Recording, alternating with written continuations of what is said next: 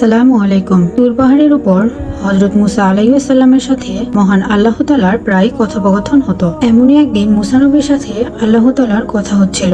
এই সময় হযরত মুসা আলাইহিস সালামের মনে কিছু প্রশ্ন জেগে উঠল। তখন হযরত মুসা আলাইহিস সালাম মহান আল্লাহ তাআলাকে 4টি প্রশ্ন করল, যার উত্তর মহান আল্লাহ তাআলা মুসা নবীকে দিয়েছিলেন। সর্বপ্রথম সেখানে গিয়ে মুসা আলাইহিস সালাম আল্লাহ তাআলাকে প্রশ্ন করেন, আপনি কত যত্ন করে মানুষকে বানিয়েছেন, তাহলে কেনই বা আবার তাদের মৃত্যু দেন? তখন আল্লাহ তাআলা মুসা আলাইহিস সালামকে ফসল ফলানোর আদেশ দিলেন। হযরত মুসা আলাইহিস সালাম আল্লাহর নির্দেশ মোতাবেক তাই করলেন। তিনি প্রচুর পরিমাণে গম উৎপাদন করলেন। কিছুদিন পর যখন ফসল পেকে গেল, তখন তিনি ফসল থেকে দানা বের করলেন এবং খোসা আলাদা করলেন। তখন আল্লাহ তাআলা হযরত মুসা আলাইহিস সালামকে জিজ্ঞাসা করলেন, হে মুসা, তুমি নিজ হাতে ফসল ফলালে, তাহলে আবার নিজ হাতে ফসল কেন কেটে ফেলছো? আর ফসল যখন কেটেই ফেলছো, তাহলে এই ফসলের খোসা আলাদা কেন করছো? তখন জবাবে মুসা আলাইহিস সালাম বললেন, যদি ফসল খোসা থেকে আলাদা না করি, তাহলে তো আমি খেতে পারবো না। আল্লাহ তাআলা জিজ্ঞাসা করলেন, তুমি এই পদ্ধতি কোথায় শিখেছো? মুসা আলাইহিস সালাম বললেন,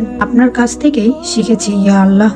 আল্লাহ তাআলা বললেন, আমি তোমাদের নিজ হাতে শিখিয়েছি, আর নিজে কেন ব্যবহার করব না? আমি মানুষ সৃষ্টি করেছি এবং মৃত্যু দিয়েছি, যাতে বুঝতে পারি কার রূপ কেমন। এমন কথা শুনে হযরত মুসা আলাইহিস সালাম বললেন, রূপ কি সবার এক হয় না? মহান আল্লাহ তাআলা বললেন, পৃথিবীতে দু ধরনের রূপ হয়, কারো রূপ পবিত্র, আবার কেউ নিজেই নিজের রূপ প্রসিত করেছে। আর মৃত্যুর পর এই রূপ দেখেই আমি জান্নাত জাহান্নাম নির্ধারণ করব। তুমি যেমন গম থেকে খোসা আলাদা করলে, তেমনি অপবিত্র থেকে পবিত্র রূপ আলাদা করে ফেলি। তুমি যেমন নির্ধারিত সময় পরে ফসল উত্তোলন করো, আমিও ঠিক তেমন ভাবে নির্ধারিত সময় পর রূপ থেকে দেহ আলাদা করে ফেলি। মৃত্যু তোমাদের কাছে কষ্টের কারণ হলেও এটি ন্যায়পরায়ণ আদম সন্তানের জন্য পুরস্কার পাওয়ার একমাত্র মাধ্যম, আর নেককার এবং বদকার লোকদের বলিদান দেওয়ার জন্য একমাত্র মাধ্যম। এরপর মুসা আলাইহিস সালাম আল্লাহ তাআলাকে আরো একটি প্রশ্ন করলেন, আর তা হলো, হে আল্লাহ, এই পৃথিবীতে আপনি সবচেয়ে কাকে বেশি পছন্দ করেন? মহান আল্লাহ বললেন, আমি সবচেয়ে বেশি পছন্দ করি যার হাতে ক্ষমতা থাকার সত্ত্বেও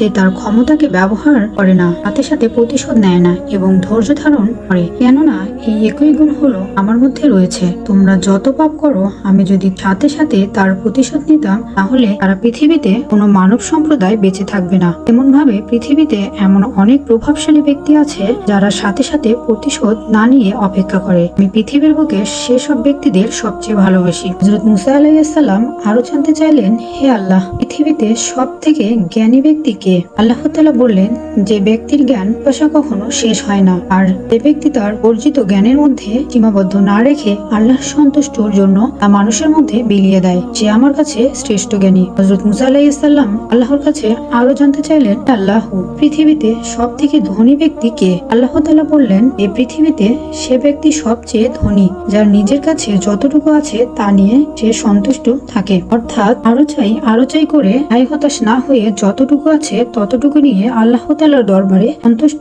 কামনা করে, সেই ব্যক্তি সব থেকে ধনী। সুবহানাল্লাহ। কথাগুলো শোনার পর হযরত মুসা আলাইহিস সালাম আল্লাহর প্রতি কৃতজ্ঞতা আদায় করেন।